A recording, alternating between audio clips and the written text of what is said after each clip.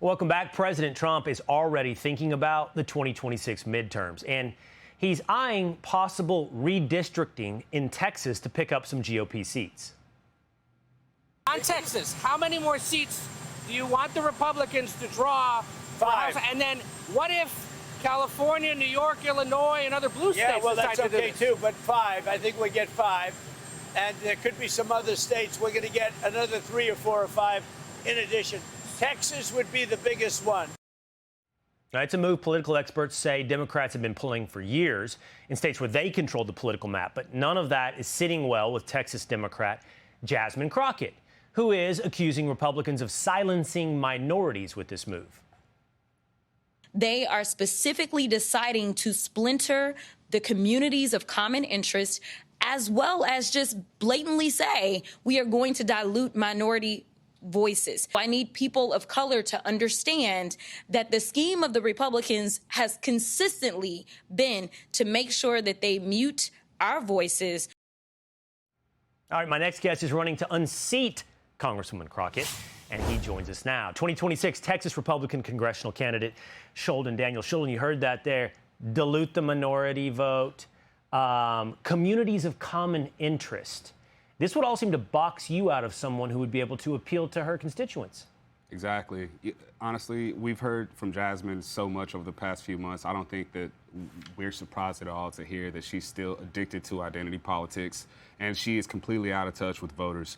If you look at the last general election, you'll see that TX30 in particular, this district, her district trended heavily towards leaning right. We're moving away from the left, and that's happening all over the country. So for her to say that we are trying to silence people, I think it's just so off base.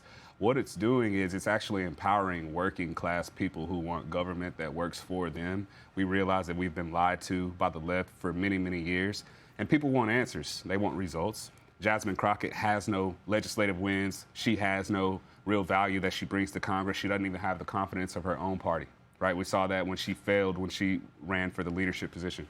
Now, the last thing I'm going to say about that is she's just outright lying. I am sitting here as a minority male, and I am a Republican. Where do I fit into her worldview? No, you don't. That's the point. The point is that if you look the way you look, Sheldon, you have to think the way she thinks. And that is the antithesis, I think we both believe, of diversity.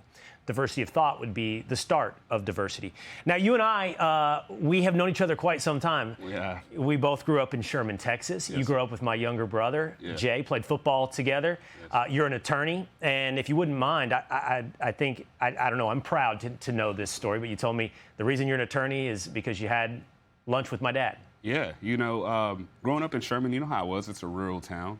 And coming from a poor minority community or side of that town, we didn't have a lot of role models in the professional world. And your dad, Larry Cain, was a hero to me. He was everything that Jasmine Crockett says about, you know, your Caucasian white male. He was the antithesis of that. And that is why it's hard for me to be a racist or to commiserate with Jasmine, because my entire life I've had people that don't look like me, that don't come from where I come from, encourage me. And your dad was one of the people who encouraged me to go into the law.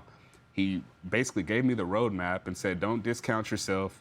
Everything about you that you think makes you a disqualifier or makes you too unique, bring that to the practice of law and help, you know, bolster and make us better. And so I stuck with that. I never let it go. And to this day, I mean, I'm still very thankful to him. I can tell you that he would be very proud to see where you are today. And I think a lot of Americans would be proud to see you unseat Jasmine Crockett, because it has to be, Sheldon, that as you walk the streets of TX30, it just can't be that the constituents can listen to the things that she says and come away proud. There has to be a level of embarrassment.